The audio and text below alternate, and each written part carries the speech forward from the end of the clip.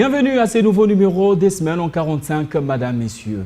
Nous allons essentiellement traiter sur deux thématiques ces jours où nous allons d'abord commencer par l'élection et l'installation du bureau définitif de l'Assemblée nationale où ces élections vont se tenir ce samedi 18 mai 2024.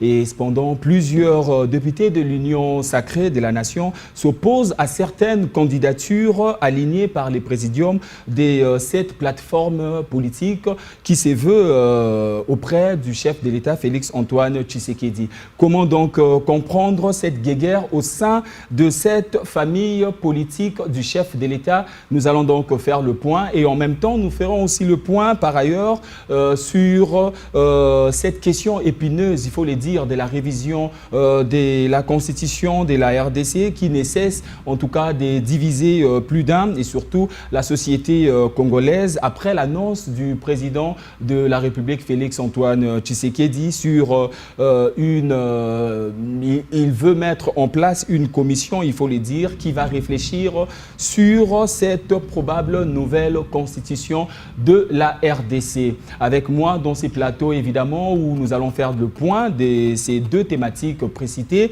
Eric Bamanayi, analyste politique, membre de l'UDPS Tshisekedi. Bienvenue dans Semaine en 45, Eric. Merci beaucoup, monsieur le journaliste. Je profite de l'occasion pour vous dire merci pour l'invitation lancée à ma modeste personne. Je remercie aussi toute l'équipe technique qui vous accompagne. J'en profite pour saluer mon co-débatteur. Et je salue aussi tous les Congolaises et Congolais qui nous suivent de partout à travers le monde. C'est de l'Est et de la République qui croupissent encore sous les crépitements des balles nous imposés, cette guerre nous imposée par cet État barbare voisin qui est le Rwanda. Je salue mon épouse, je salue ma fille et je chute en saluant le président de la République, son Excellence Félix-Antoine Tshisekedi, à qui je souhaite toutes les bonnes choses et plein succès surtout pour son deuxième quinquennat. Et de l'autre côté, nous aurons un membre de la société civile, Martin Milolo, qui est coordonnateur Forum Citoyen. C'est aussi avec lui que nous allons échanger autour de ces deux thématiques. Martin Milolo, bienvenue dans Semaine en 45. Merci beaucoup, chers amis et frères. Merci pour l'invitation. Et merci aussi à Digital Congo parce que c'est ma première fois d'être là et donc je suis agréablement surpris du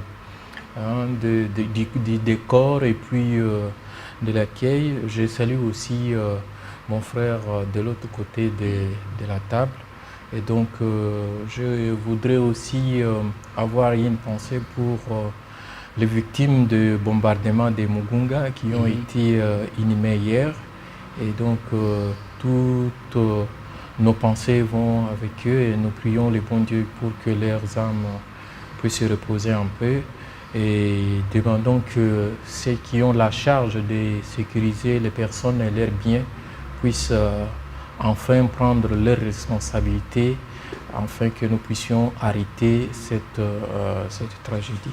Merci beaucoup pour votre Merci donc Martin Milolo. Et donc nous allons commencer avec cette première thématique où le 18 mai, donc le samedi 18 mai, il y aura bel et bien des élections au niveau du bureau définitif à l'Assemblée nationale, élections et installations en même temps. Et selon le communiqué que l'Assemblée nationale a eu à émettre ces jours-là, il y aura bel et bien le dépôt des candidatures qui a déjà été effectué. Il y aura aussi examen des dossiers et des candidatures, affichage des listes de candidats retenus, déjà ce qui est fait, campagne électorale et l'audition des messages des candidats autour de la séance plénière suivie de l'élection et l'installation officielle du bureau définitif. Le vendredi et donc aujourd'hui, nous aurons donc à observer un silence électoral après ces campagnes électorales. Je commence donc avec vous, Eric Bamanayi.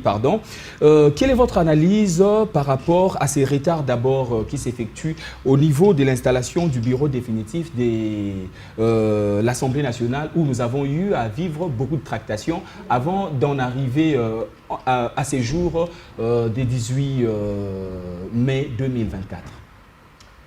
Merci beaucoup de la question. Je pense que le constat est malheureux. Malheureux pourquoi? Parce que nous avons accepté d'épouser un instrumentum juridique, ou si vous voulez bien la loi fondamentale, qui est d'abord une constitution des belligérants. Cette constitution qui a été adoptée en 2004 ou 2006, si je ne m'abuse pas, c'était pour mettre un peu un terme au conflit qui, pendant une période donnée, avait gangréné la République et que la République était partitionnée en républiquettes. Et aujourd'hui, je vais dire que cette constitution a fait son bon nombre de chemins et n'a plus besoin de continuer à être utilisée en République démocratique du Congo. Nous allons venir en long et en large. Pour la simple raison que l'une de ces défaillances ou de ces faiblesses, c'est ce que nous sommes en train de vivre au sein de l'Assemblée nationale.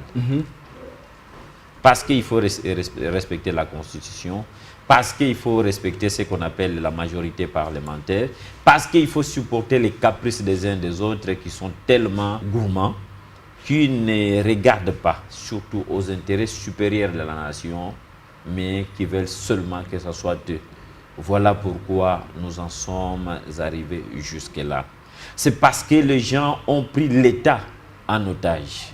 Quand je dis l'État en otage, nous les avions vus aux affaires depuis des années, mais ils ne veulent pas se retirer, ils veulent que ce soit eux. Si ce n'est pas eux, c'est leurs enfants. Si ce n'est pas leurs enfants, c'est leurs épouses. Si ce n'est pas leurs enfants, leurs petits frères. Si ce n'est pas leurs petits frères, c'est leurs beaux-frères. Mais c'est ça que nous vivons au sein de l'Union sacrée. Belle-sœur. L'Union sacrée n'est pas une blanchisserie ou encore moins un coin où les gens sont appelés à venir et dire leur mauvais comportement qu'ils avaient dans le régime passé. Vous comprenez? Donc aujourd'hui, je pense qu'au regard de ce qui se passe, moi je dis que le président de la République est appelé à mettre de l'ordre. C'est l'une des raisons même pour lesquelles je vais aborder la question sur et donner mon point de vue sur l'actuelle constitution lorsque vous me poserez la question. Exactement. Et ce qu'on appelle le soi-disant ticket gagnant là, pour moi, c'est encore une façon d'hypothéquer encore l'avenir du pays. Qu'on laisse carrément les députés se prononcer et que ceux qui veulent compétir déposent leur candidature. Je pense que ça a été le cas et que le meilleur gagne. Cette histoire des tickets gagnants là. Exactement. Avant de prendre Martin Milolo, j'aimerais faire un peu un point où au poste de deuxième vice-président, on constate que Christophe Mbosso part seul. Ce qui veut dire automatiquement il est déjà élu. Qu'est-ce qui s'est passé à ce niveau? Il n'y avait pas d'autres têtes pensantes qui pouvaient aussi postuler à ces postes? Je suis venu au monde, j'ai trouvé Papa Mbosso dans la politique. Laissez-moi l'appeler Papa Mbosso. Jusqu'à aujourd'hui, il ne veut pas se fatiguer. Il a d'abord autant d'argent, il y a la nouvelle qui est en train de défrayer la chronique. Cette histoire d'1 milliard de dollars qui doivent justifier le Sénat et la Chambre basse. Exactement. Comme si cela ne suffisait pas, il veut toujours être au perchoir. Je pense qu'il est temps pour lui de prendre un peu de recul, de se mettre sur le banc et suivre aussi les débats. Il en a dirigé. Pourquoi il veut seulement rester au perchoir? Papa Mbosso, tu as déjà fait ton bon nombre de chemins. Je pense qu'il est temps de prendre un peu de repos. Tu as déjà, je dirais même fin carrière. Tu as déjà fin carrière, repose-toi. Soit maintenant une bibliothèque vivante que les gens peuvent consulter, même s'il y a eu des ratés, certains ratés dans ce que tu as eu à faire, mais tu as quand même de bonnes choses que les gens peuvent facilement venir consulter chez vous et acquérir de l'expérience. C'est cela. Et donc, je rappelle, autour de cette guéguerre, il y a une pétition qui est lancée contre Christophe Mbosso. Cette pétition vise à déchoir tout simplement c'est l'ancien président de l'Assemblée nationale, puisque jusqu'à ce jour, il est toujours le président de l'Assemblée nationale. Martin Milolo, je viens à vous. Que devrons-nous déduire autour de cette guéguerre au sein de l'Union sacrée, où on constate qu'il y a des candidats qui sont contre, il y a d'autres députés élus nationaux qui sont contre, d'autres qui sont pour par rapport aux candidatures qu'on a eu à aligner. Et donc, devrions-nous dire que là, c'est l'ego de tout un chacun qui prime en lieu et place de mettre l'intérêt supérieur de la nation? Oui, merci beaucoup. Mais d'abord, ce sont des querelles de chapelle, de la maison d'abord, parce qu'il s'agit d'un camp, d'une maison qui est en train de s'entretuer, dont les membres sont en train de s'entretuer. Mais je voudrais revenir sur une chose. Lorsque j'entends mon frère dire que voilà, le problème là, c'est la Constitution. Okay. Là, c'est que je vais dire que j'ai peur que demain on nous dise que non, la pluie qui a fait qu'on commence cette émission en retard, c'est du fait de la Constitution. Donc, c'est pas, ça n'a rien à voir avec la Constitution. Je veux revenir sur un point. Et là, je pense que pour une fois, je crois que je dois donner raison à Joseph Kabila parce que lorsque cette majorité basculait en violation de la Constitution, de cette même Constitution aujourd'hui qui est taxée de tous les maux, Joseph Kabila avait dit à ses anciens disciples qui sont devenus de l'union sacrée, même si je n'aime pas ce mot-là, union sacrée, parce que l'union reflète une certaine idée de l'unité, de la cohérence. Mais ce qui se passe là, c'est juste une juxtaposition des intérêts opportunistes et égoïstes.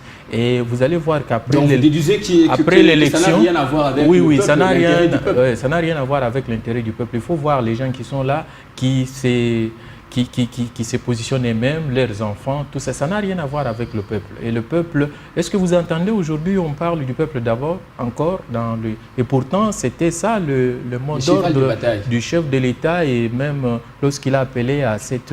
je disais que je n'aime pas ce concept de l'union sacrée dans les contextes de ce qu'on est en train de voir, parce qu'il n'y a pas d'unité là-bas. Et c'est pourquoi je disais qu'après l'élection de ce bureau définitif et l'autre bureau définitif du Sénat, il ne faut pas l'oublier, là où il y a aussi des guéguerres, et la sortie du gouvernement, cette union-là va partir en fumée. Il y aura des rébellions qui ont déjà commencé avec donc ça ne va pas en tout cas durer au-delà de ça, parce qu'au fait on voit que c'est juste la juxtaposition. Effectivement, c'est l'ironie du sort, parce que ce sont des anciens kabilistes qui étaient là, et lorsque Kabila n'a plus eu à donner, voilà, ils ont basculé, et lorsqu'ils ne vont pas se retrouver, ils vont encore faire autre chose. Donc moi je voudrais revenir là pour dire que c'est quand même inquiétant, parce que il y a un chef de la majorité, parce que là on les considère comme une majorité. Est-ce qu'on devons parler de la majorité ou juste d'un conglomérat de gens qui cherchent les postes? Mais si il faut rester dans l'idée qu'il y a eu un informateur qui a fait son travail et qui a identifié les gens qui se sont présentés comme étant de la majorité, c'est que en tout cas, dans tout le jeu démocratique, il y a un chef de la majorité. Et à mon sens, le président de la République est appelé comme la haute autorité. Exactement. Alors, quand il y a déjà ça, ça pose un problème. Ça n'a même pas commencé avec le deuxième vice-président. Pourquoi il n'y a qu'un seul candidat à la première vice-présidence de l'Assemblée? Pourquoi aussi il y a eu les primaires et tout ça? S'il y a vraiment une famille qui se réclame comme tel, et dès lors que l'autorité de cette majorité a dit que voilà, nous allons dans ce sens, alors en tout cas la discipline politique, en tout cas les choses devraient se clarifier au risque de se retrouver avec des oppositions dans la majorité, et ce qui pose problème. Et donc ça, je considère que c'est une distraction des gens qui ne se soucient pas de la misère du peuple. Parce que tous ces temps-là, ce sont les temps qui passent pendant lesquels on devrait peut-être penser comment finir la guerre à l'Est, comment aujourd'hui la situation sociale est intenable, comment répondre aux questions de la population. Mais toute la nation est suspendue parce qu'il y a des gens dont les intérêts n'ont pas été satisfaits. Et donc, je reviens pour dire que Joseph Kabila l'avait dit à ses anciens disciples qui ont migré, pour dire que lorsqu'on n'aura plus besoin d'eux là où ils sont partis, on va leur demander d'aller soit se reposer ou de rentrer là où ils étaient venus. Et donc, c'est ce que nous sommes en train de vivre lorsqu'on voit les discours changer à l'égard de l'Embosso, les mêmes Mbosso qu'on a applaudi hier parce qu'il a aidé à résoudre un problème. C'est le même qu'on demande aujourd'hui. Non, en tout cas, il est temps. Et donc, c'est presque tous. Hein, et tous donc, on est en train, il n'y a rien de nouveau. Et puis, donc, on est en train de revivre la même chose. Mais ce qui est plus inquiétant, c'est que ça n'a rien à voir avec le peuple et ça fait perdre du temps pour rien pour la nation. Et ça n'a rien à voir avec la Constitution parce que tout ça se font même en marge de la Constitution, en violation de la Constitution. Eric Bamanaï, vous venez d'entendre Martin Bilolo qui a eu à tout mettre dans un sac, à balayer, dire que tout cela n'a rien à voir avec la Constitution et tout ce qui se passe actuellement n'a rien d'intérêt pour la population. Vous aurez donc à rebondir sur ce qui vient de dire Martin Bilolo, mais en même temps, moi je voudrais vous poser une question dans le sens où avoir toutes ces tractations autour de l'Union sacrée, qui est la famille politique du chef de l'État, est-ce que pourrions-nous s'attendre à ce que l'Assemblée nationale puisse être le temple, il faut le dire, de la démocratie et que la démocratie, comme le veut toute la nation congolaise, puisse s'exprimer vraiment dans ce sens-là où nous aurons encore à vivre des tractations encore et encore au sein même du bureau définitif qui sera installé? Bon, moi, je suis très content parce que avec Tshisekedi, il faut comprendre que la démocratie a son sens, son vrai sens. Puisque sous le régime de 18 ans de triste mémoire, c'était le monarque absolu qui s'est décidé. Mais c'est ce que nous vivons aussi actuellement. Les analystes le diront. Non. Ici, Félix n'impose pas sa volonté. Vous allez comprendre que tout ce que vous appelez tracasserie là, à l'époque de Kabila, ça ne pouvait pas avoir lieu. Kabila devrait convoquer tout le monde à Kingakati là-bas, en train de marmonner sa barbe et dire c'est fini tout le monde. Mais quand je vous prends avec vos mots, quand Augustin Kabouya dit que ce qui s'est passé au niveau de l'APK n'a rien à voir de la corruption, c'était juste pour renforcer le lien, si je peux le dire ainsi, avec les députés qui ont fait le bon choix. Ça voudrait dire quoi? Augustin Kabouya, c'est mon secrétaire général, à part être député national et sénateur tel qu'il vient d'être élu, c'est un avis personnel qu'il aimait. Okay. Moi, je parle du président de la République. Donc quand je parle de quelque chose, vous me parlez d'Augustin Kabouya. C'est pas Augustin. Non, mais je parle de la famille politique du président de la République. Ce n'est pas Augustin Kabouya qui dirige le pays. Pour preuve, je peux vous donner un exemple. Augustin Kabouya a été candidat, premier vice-président de l'Assemblée nationale. Vous le savez. Exactement. Vous savez pourquoi il s'est retiré? Parce qu'il y a au-dessus de lui quelqu'un qui a décidé que non. Mets-toi de côté. Alors, nous pensons que avec Tshisekedi, nous comprenons ce qu'on appelle la beauté de la démocratie. Il faut qu'il y ait toutes ces contradictions. Il faut qu'il y ait ce qu'on appelle en français, ce que nous disons, ce que les Français disent, pardon, du choc des idées jaillit la lumière. Exactement. Laisser les gens s'entrechoquer et faire tout ce qu'ils veulent. À la fin, un mot, une parole va trancher. Et toute cette turbulence que vous voyez va appartenir au passé. Mais pendant ces temps, quand vous prenez votre avion, Eric Bamanaï, vous prenez les vols, vous allez rencontrer les zones de turbulence. Ces zones de turbulence n'entraînent pas forcément, comment on appelle ça, la chute de l'avion. Vous comprenez? Parfois donc aussi, ici, toutes ces zones de turbulence annoncent toujours qu'il y a de bonnes choses. Toutes ces zones de turbulence montrent qu'il y a ce qu'on appelle les douleurs d'enfantement. Après ces douleurs d'enfantement, l'enfant viendra au monde. Même la maman qui souffrait, qui s'est tournée dans tous les sens, va oublier sa douleur et elle va recueillir l'enfant entre ses deux mains et elle sera dans le sourire. Au besoin même, je dirais même attendre encore que C'est lui qui vient déposer la semence, vient encore déposer prochainement pour qu'il ait encore. Mais pendant ces temps, puisque nous parlons de la population, l'intérêt de la population, où est donc l'intérêt de la population? Puisque pendant ces temps, les dollars ne cessent de grimper. Pendant ces temps, le social du Congolais sent au rouge. Pendant ces temps, on peut dire que le pays est arrêté parce qu'il y a une famille politique qui décide de prendre en otage le pays. La crise économique, elle est mondiale. Ça, il ne faut pas oublier. Le flambé des prix ou la hausse des prix des denrées de première nécessité, ce n'est pas seulement en République démocratique du Congo. Même dans le pays des vieilles démocraties, si tu vas en France, tu entendras des choses sur rien que les litres de carburant.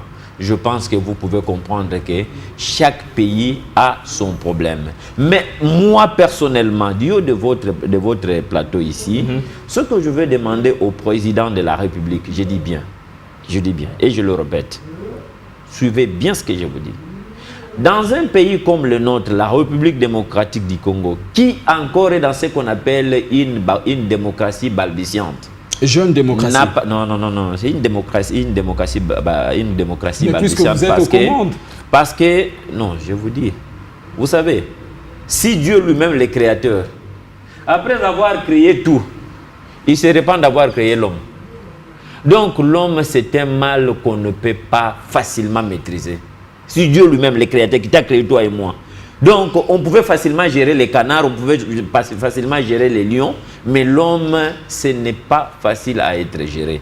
Et je vous dis que tout ça va passer, les bureaux définitifs seront installés. Certes, nous avons accusé du retard, mais ce que je vais demander au président de la République, que la démocratie, telle qu'on l'entend, telle qu'elle est définie pour la République dans notre pays, ne vaut pas encore son pesant d'or jusque-là. Je vais demander au président d'essayer un peu de devenir dictateur positif. Je dis bien dictateur positif, même jusqu'à 80%. Je dis. Martin Milolo, vous venez d'entendre Eric Bamanaï. Si vous voulez libre choix, vous pourrez donc rebondir. Mais entre-temps, le peuple congolais, je prends Vital Kamerhe par ses mots. Il dit le peuple congolais sera correctement représenté dans cette salle. Ses voix, ses desiderata, ses cris de détresse seront relayés par les honorables députés. Il poursuit pour dire ce sera un véritable temple de la démocratie. Le futur président de l'Assemblée nationale qui tient ces propos. Croyez-vous que Vital Kamerhe sera en mesure, 15 ans après, au perchoir de l'Assemblée nationale, s'il faut le dire ainsi, il aura à faire ou à mettre en œuvre ce qu'il dit, ces temples de la démocratie, ces véritables temples de la démocratie?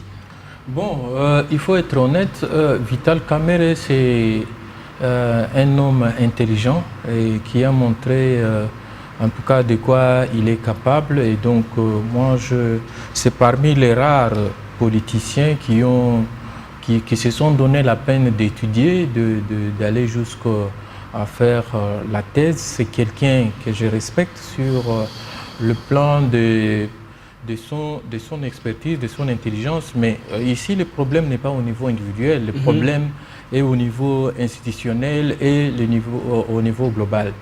Là aussi, je voudrais préciser que même lorsqu'on parle du président public, on ne parle pas d'un individu en tant que tel. Le problème est institutionnel. Les gens qui sont là pour gérer les institutions. Le problème n'est même pas là. Okay. Parce que ça, là, ce sont des conséquences. Le problème est au niveau de ces gens-là qui doivent être dans ces temples-là. Ces gens-là, ce sont des gens qui sont issus des élections contestées, des élections où on a vu des machines à voter à gauche, à droite, ce qui n'a jamais eu lieu dans ce pays depuis son indépendance. Des gens issus des élections où on a vu les votes se passer pendant une semaine. Et donc, c'est ça le vrai problème. Parce que pour représenter quelqu'un, il faut avoir été mandaté par... Mais ces gens-là se sont mandatés par qui? Ils se sont mandatés par eux-mêmes, par des machines que nous avons vues à gauche, à droite. Mais c'est ça, ils s'autoproclament. Et la CENI a même eu à reconnaître ce résultat. La haute cour même du pays a eu à reconnaître parce que nous savons comment ces élections se sont déroulées dans ces pays. En tout cas, pour la première fois, vous avez des gens qui ont été invalidés, dont les suffrages ont été invalidés pour la détention de ces histoires-là. Donc le problème est à ce niveau-là. Vous voyez, ces gens-là, ils se battent pour récupérer ce qu'ils ont eu à dépenser pendant les opérations qui ont fait qu'ils soient là. Donc c'est là le vrai problème. Voilà même la difficulté qu'a le président pour essayer de pouvoir mettre ces gens-là comme ça. Même quand on dit aujourd'hui, dans toutes les grandes démocraties au monde, lorsque vous avez par exemple le Parti démocrate a déjà eu à faire des choses et on vous dit que voilà nos listes, voilà nos têtes de liste, c'est tel. En tout cas, cela n'est pas la dictature, c'est la discipline politique. Et donc, s'il n'y a pas une discipline politique, on se retrouvera dans la cacophonie et tout le monde pourra faire ce qu'il veut. Et donc, ici, ce n'est pas, on n'attend rien de ces parlements-là parce que c'est un parlement rempli de beaucoup de gens qui n'ont pas été réellement votés. Maintenant, pour ce qui est de l'homme, tout ça, ainsi de suite, bon, moi je me dis, c'est quand même avec beaucoup de regrets qu'on dit ces choses sur la gestion de l'UDPS. L'UDPS a fait rêver tout un peuple pendant plus de 40 ans. Et l'UDPS a donné l'un des défenseurs de... j'ai rencontré l'ancien président de Guinée-Conakry, le président Alpha Condé, qui parlait d'Étienne Tshisekedi comme étant le deuxième Mandela d'Afrique. Et donc le militant de la liberté. Mais aujourd'hui, lorsqu'on voit ce qui se passe, on nous dit voilà, la crise est mondiale. Non, la crise n'est pas mondiale, il faut contextualiser les choses.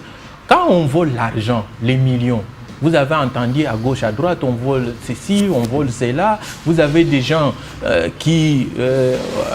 on les amène en justice et le lendemain ils sont dehors. Ça, ce n'est pas mondial, ça, ce n'est pas la crise, ça, c'est un problème. Lorsque nous avons une justice dont le premier magistrat a dit qu'elle était malade, qu'il n'arrive pas à agir. Donc ça n'a rien à voir avec ce qui est mondial. Le problème du Congo, c'est un problème de la cupidité de ceux qui sont appelés à pouvoir assumer les fonctions de l'État.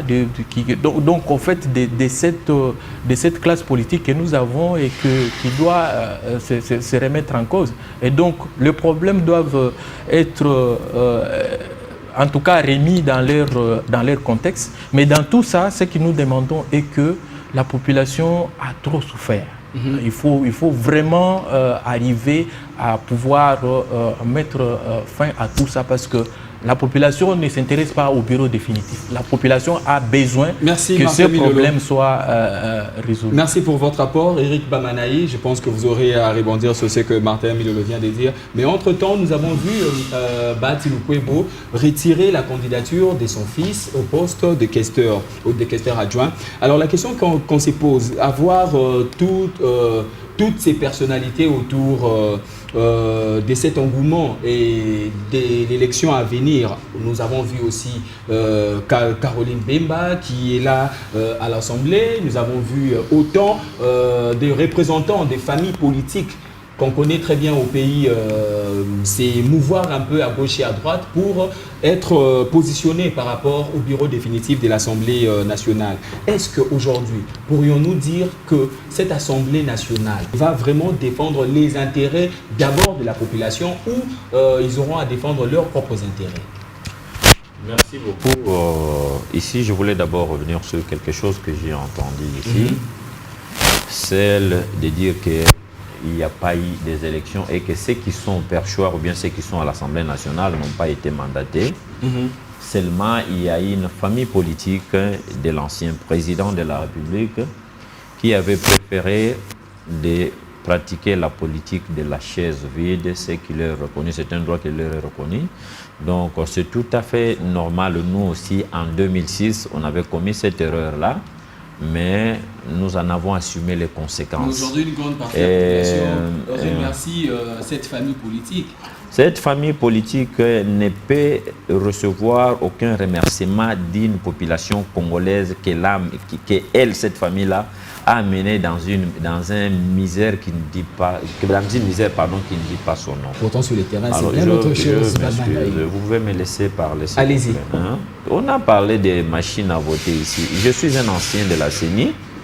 Ce sont des comportements que moi-même personnellement je fustige. Okay. Je fustige ces comportements parce que ces comportements ont existé en 2006. En 2011, lorsque nous étions à la CENI avec Ngoï Mulunda, puisque j'ai travaillé à la CENI, de 2011 à 2013, de tels cas c'était aussi présenté où ça a été commis. Mais comme il fallait protéger sa famille politique, on ne pouvait pas les décrier tels qu'on les décrit aujourd'hui. Mais seulement, je vais vous dire qu'ici, moi, je salue tout ce qui s'est passé. Pourquoi? Parce qu'il y a eu quand même quelques tricheurs, il y a eu des gens qui ont détenu des devs illégalement chez eux à la maison et ont été sanctionnés. Et même leurs résultats, si vous voulez bien, leur scrutin avait été annulé. Maintenant, dans ce qui se passe au niveau de l'Assemblée nationale, comme je le disais tantôt, Kebemba met sa soeur, Kebaati amène son fils. Moi, je pense que nous ne sommes pas là pour faire la culture des antivaleurs ou la promotion des antivaleurs. Je suis du régime, mais je n'ai pas un esprit partisan en moi. Lorsqu'il faut parler, je n'utilise pas la langue de bois. D'accord. Le népotisme doit être banni. Je bénis encore Dieu parce que, d'une manière ou d'une autre, le président a parlé. Et Bahati est allé vite retirer la candidature de son fils. Ah, donc c'est le président qui a donné le temps. J'ai dit d'une manière ou d'une autre. Si vous m'avez bien saisi, il a retiré la candidature. Puisque cet enfant faisait déjà partie du bureau d'âge et il a été invalidé et encore validé ensuite. Nous pensons que il y a des têtes compétentes ou pensantes qui peuvent aussi gérer la chose publique. Nous n'avons pas besoin de continuer à voir les mêmes figures ou à les regarder si ce n'est pas eux, c'est leurs enfants. Si ce n'est pas leurs enfants, c'est leurs femmes. Si ce n'est pas leurs femmes, c'est leurs petits frères et tous ceux qui leur sont proches. Non. Il faut laisser maintenant toutes les compétences congolaises s'exprimer. Je vois que après tout ce que nous voyons comme tractation au niveau de l'hémicycle et après les élections de samedi, nous aurons quand même un bureau qui fera son travail, qui prendra en compte les intérêts supérieurs de la nation et non un bureau qui sera au service de l'autorité morale ou encore de leur parti. Merci Eric Bamanaï. Solange Mafuta, dans ces plateaux, vous êtes cadre de Ensemble pour la République. Merci de répondre à notre invitation. Et je m'en vais simplement vous poser cette unique question puisque nous devons passer à la deuxième thématique. Mais quelle est votre analyse par rapport à ce qui se passe actuellement autour de cette élection et l'installation du bureau définitif de l'Assemblée nationale où on voit qu'il y a des tractations, une guerre au sein de l'Union sacrée de la nation, plateforme et famille politique du président de la République. Pensez-vous que cela est fait pour les intérêts de la population ou pour les intérêts de ces élus nationaux? D'abord, ce que je dirais, c'est qu'il n'y a rien de national dans cette union. Il faut enlever union sacrée pour la nation, il faut dire union sacrée pour les individus.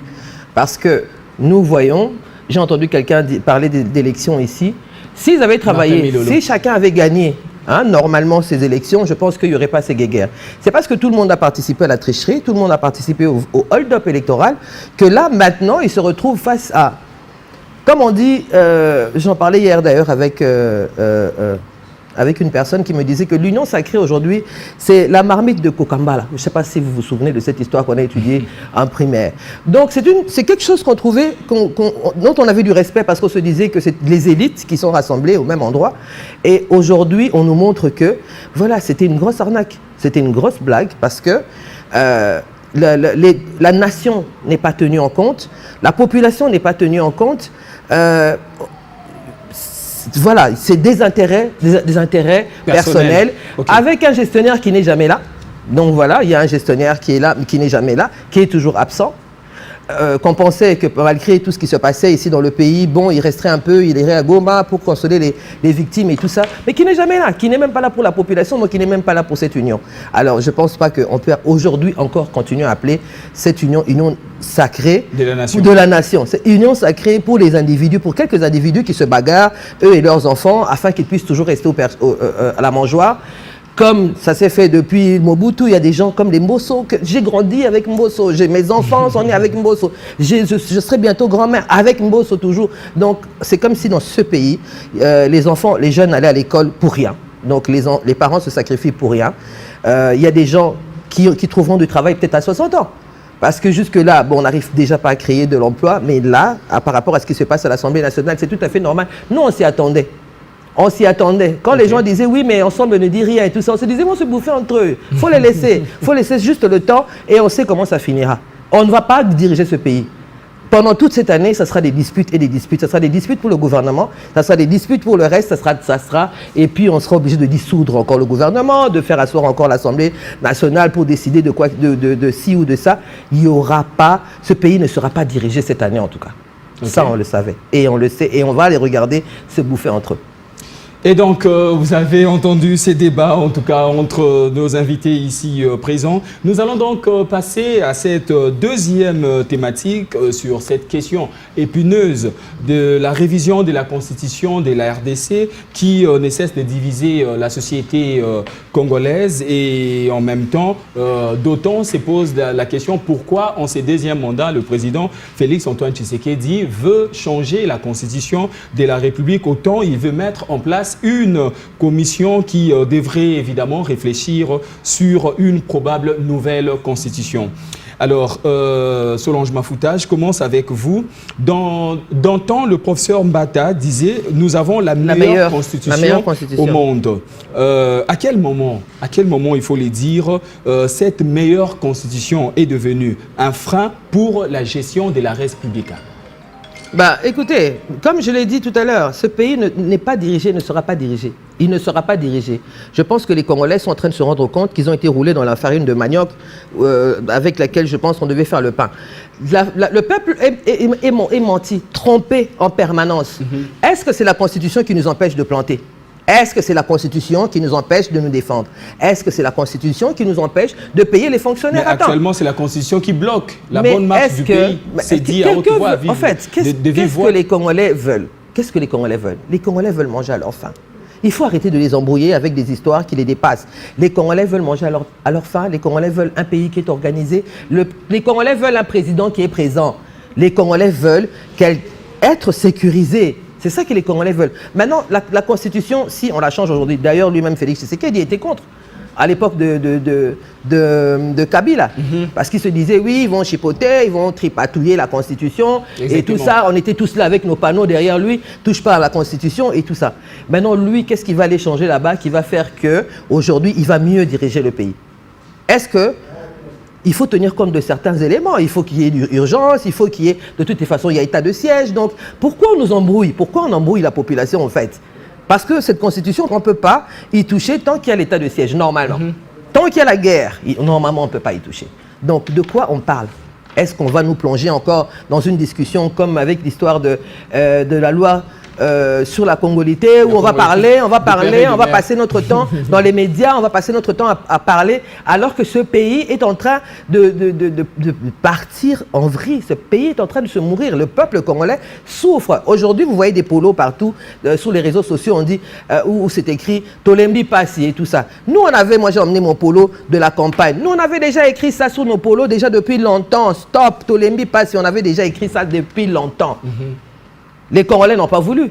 Les Congolais ont voulu un président dont on connaît le papa et la maman. Comme si c'était un signe comment dire, de responsabilité. Alors, aujourd'hui, on ne va pas nous embrouiller avec cette histoire de constitution. Il n'y a pas lieu, on n'a pas le temps.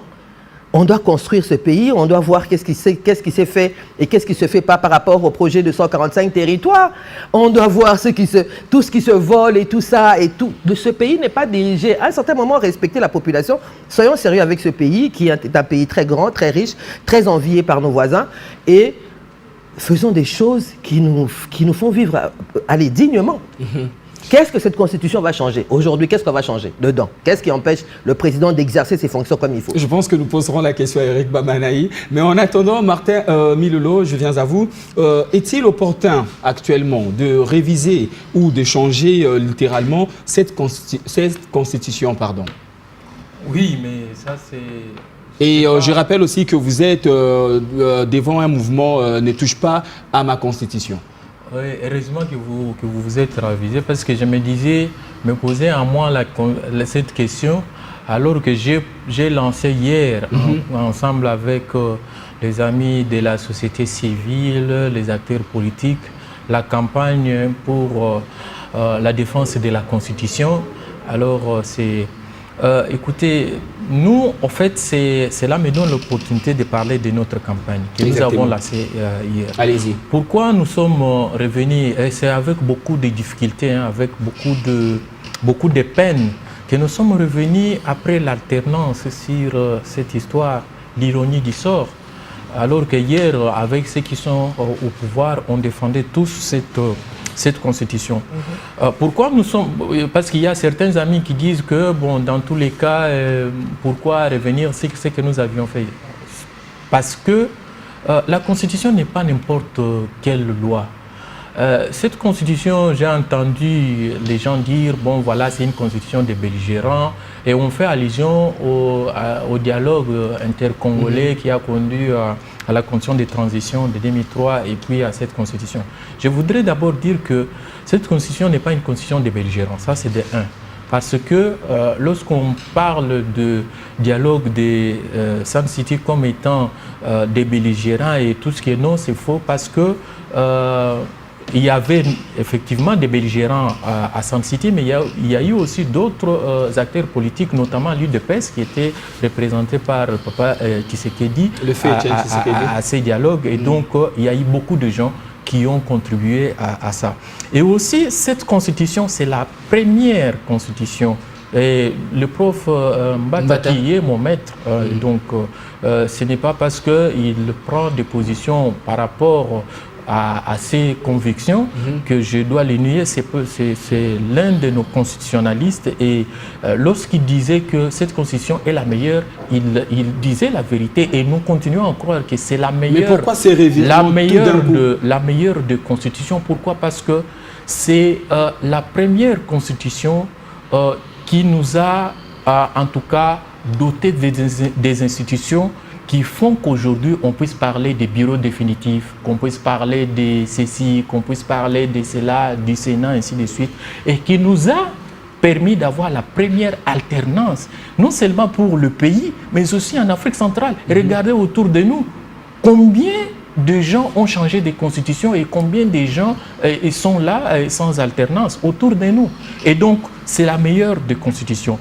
Et cette constitution n'est pas le statut d'un parti politique ou d'une plateforme politique pour que quelqu'un se réveille pour dire bon voilà on va changer la constitution, parce que je voudrais qu'on puisse aussi souligner là-dessus, les amis ne parlent pas de la révision, ils parlent du changement de la constitution. Okay. Et c'est très dangereux parce que le président de la République est au-dessus de la mêlée. La parole du président compte. Et même à l'époque de Kabila, lorsqu'on parlait de la Constitution, ce sont les professeurs Bochab qui en parlaient. Kabila lui-même, en tout cas à ma connaissance, n'avait pas dit, bon voilà, je vais changer la Constitution. Mais aujourd'hui, quand le président en parle, ça nous fait peur parce que c'est lui le garant de cette Constitution. Et il a prêté serment le 20 janvier pour dire qu'il va respecter cette même Constitution et la défendre. Non seulement que lui-même va la respecter, mais il va aussi la défendre envers tout le monde pour que tout le monde puisse la respecter. Et nous lui rappelons que le serment, nous sommes africains, le serment est sacré et que cette constitution donc est sacrée, on ne peut pas donc y toucher. Nous, on a lancé cette campagne pour dire que... Oui, je suis en train de chuter, pour dire que le préambule de cette constitution commence avec une phrase. Nous, peuple congolais, c'est la constitution du peuple. Ce n'est pas la constitution de l'union sacrée, ce n'est pas la constitution de l'opposition, ce n'est pas la constitution de la société civile, c'est la constitution du peuple. Et c'est le peuple qui doit protéger et défendre cette constitution. Exactement. Et les constituants de 2006 étaient conscients en posant des garde-fous, en posant à l'article 62 de cette constitution que chaque Congolais doit défendre et protéger cette constitution. Donc, nous allons mener la campagne, on va s'opposer à cela sans pour autant dire que cette constitution ne peut pas être révisée. Elle peut faire l'objet de la révision, mais dans certaines conditions, parce que ici, nous sommes dans un contexte particulier de l'agression de notre pays, dans un contexte de rétrécissement de l'espace civique. L'état de siège, on peut la lever si on veut réviser ou changer la constitution demain ou après-demain. Mais nous disons que le contexte ne s'y prête pas, mais aussi la constitution n'est pas n'importe laquelle des lois pour y toucher n'importe donc d'écouter vos co-débatteurs. Quels sont, au fait, puisqu'il s'agit là des articles, quels sont les articles qui fâchent dans la Constitution, qui motivent ces changements voulus par le pouvoir en place? Merci beaucoup. Les articles qui fâchent dans la Constitution, il y en a qui peuvent faire objet de la révision constitutionnelle. Puisque là, nous parlons du changement. Mais il y en a qui sont verrouillés, qui, même si aujourd'hui nous allons vers la révision constitutionnelle, ces matières-là resteront toujours verrouillées. Je prends l'article 217. Non, avant de toucher à l'article 217, je prends d'abord l'article 218 de la révision constitutionnelle. Je parle ici de l'initiative de la révision constitutionnelle, à qui cela appartient. La Constitution dit l'initiative de la révision constitutionnelle appartient concurremment 1. au président de la République, 2. au gouvernement après délibération au Conseil des ministres, 3. à chacune des chambres du Parlement à l'initiative de la moitié de ses membres, 4. à une fraction du peuple congolais, en l'occurrence 100 000 personnes s'exprimant par une pétition adressée à l'une de deux chambres. Chacune de ces initiatives est soumise à l'Assemblée nationale et au Sénat, qui décide à la majorité absolue de chaque chambre du bien fondé du projet de la proposition de la révision constitutionnelle. Alors, je m'arrête d'abord par là, puisque nous pensons que comme un groupe de gens s'était réuni pour élaborer la présente constitution que moi j'appelle de tous mes vœux la constitution des belligérants, même si sur cette table il y en a qui rejettent cela, où je dis oui, puisqu'on m'a cité Félix, on m'a cité le fait Etienne Tshisekedi qui était là-bas, mais il n'était que figurant, puisque les vrais belligérants se sont partagés les pouvoirs. 1+4, vous avez vu IDPS là-bas. Donc, ce n'est pas sorcier aujourd'hui que le président puisse parler de cette constitution ou encore de la révision. Mais moi, je pense que moi, je n'épouse pas cette pensée de la révision constitutionnelle. Mais là, on parle du changement carrément. Je m'excuse. Laissez-moi terminer. Je crois que effectivement, je reviens pour te dire que moi, je ne suis pas révisionniste. Moi, je suis là pour que la Constitution soit changée. Pourquoi?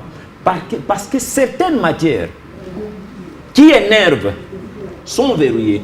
Aujourd'hui, aller faire la révision constitutionnelle, je pense que c'est garder encore ces énervements-là au sein de notre Constitution. Déjà, pardon, pour vous prendre, essayez un peu de faire la différence entre une révision de la Constitution et un changement de la Constitution pour ces téléspectateurs qui nous suivent. La révision constitutionnelle consiste à réviser certaines dispositions de la Constitution. Vous comprenez? Je dirais qui peut être énervé. Mais dans le cas de la Constitution de la République démocratique du Congo, en lisant l'article 218, nous allons lire l'article 220 pour comprendre qu'il y a des matières qui énervent, mais que le constituant a préféré que ça reste verrouillé. Et la seule façon de pouvoir faire sauter ces verrous, c'est d'aller carrément dans ce qu'on appelle le changement de la Constitution. Je vais vous lire quelques matières qui peuvent faire objet de la révision constitutionnelle, notamment l'article 217 qui énerve aussi, l'article 217 qui parle de la République démocratique du Congo et peut conclure des traités ou des accords d'association ou des communautés comportant un abandon partiel de la souveraineté en vue de promouvoir l'unité africaine. Je pense que ça, c'est une aberration qu'il faut vite élaguer de notre Constitution. Mais là où je vais beaucoup plus mettre de l'accent, c'est beaucoup plus sur l'article 220. Allez-y un peu vite. Article Allez-y un peu 220. Article 220 dit ceci. La forme républicaine de l'État, premier point. Le principe du suffrage universel, deuxième point. La forme représentative du gouvernement. Le nombre de la durée du mandat du président de la République, l'indépendance du pouvoir judiciaire, le pluralisme politique et syndical ne peuvent faire l'objet d'aucune révision constitutionnelle. Moi, ici, je voulais beaucoup plus m'attarder sur ce qu'on appelle ici le suffrage universel. En une minute, puisque nous n'avons plus de temps. Oui. Vous voyez, surtout lorsque nous allons aux élections en faisant choisir nos gouverneurs et nos sénateurs par ceux qui ont été élus par la population. Vous voyez ce que ça crée, c'est des corruptions par-ci, c'est des corruptions par-là. Or, ici, dans l'article 220, cette matière-là, elle est verrouillée. Même le choix du gouverneur, ça pose toujours problème parce qu'avec cette histoire, des respects des quotas politiques et tout ce que vous voulez, mon cher ami, je vous dis que le pays est en train de reculer. Et je dirais encore ceci, même la forme de l'État, nous devons quitter cette forme de l'État ou ce régime ou si vous voulez, parlementaire ou semi-présidentiel, que nous puissions passer à ce qu'on appelle le régime présidentiel pour permettre au président de la République de poser, quand il veut, les actes qu'il faut conformément à la Constitution à laquelle il sera soumis conformément à l'article 69 de la présente Constitution. Merci Eric Bamanaï. Solange Mafuta, vous venez d'écouter évidemment Eric Bamanaï faire ses analyses. Qu'est-ce que vous en direz? Bon, par rapport à l'article 217, comme il est en train comme monsieur est en train d'expliquer, mais lui-même Félix Tshisekedi a dit quoi? Que le Congo c'est un grand. Maintenant le Congo, ce n'est plus le Congo que nous voyons aujourd'hui. Maintenant, le Congo, c'est l'East African Community, non? Il ne faut plus se battre pour des morceaux de terre. Maintenant, partout, le Congo, c'est ça, c'est partout. Il en a tenu compte, il en a profité. C'est grâce justement à ce genre d'article que, quand nous on disait que voilà, c'est dangereux de faire des accords pareils avec la SADC, avec l'East African Community, avec ci et ça. Il était content parce qu'il disait que voilà, ça c'est des morceaux de terre. Maintenant, le Congo est encore plus grand. C'est toute l'Afrique de l'Est, alors que le Congo est un pays d'Afrique centrale. Ça, on n'a jamais compris. Alors, maintenant, la corruption. Est-ce que la corruption commence là, avec les élections des gouverneurs et des sénateurs et tout ça? La corruption est à tous les niveaux. Elle est à tous les niveaux. C'est une gangrène dans ce pays. C'est un problème qu'il faut traiter, mais vraiment avec le plus grand sérieux.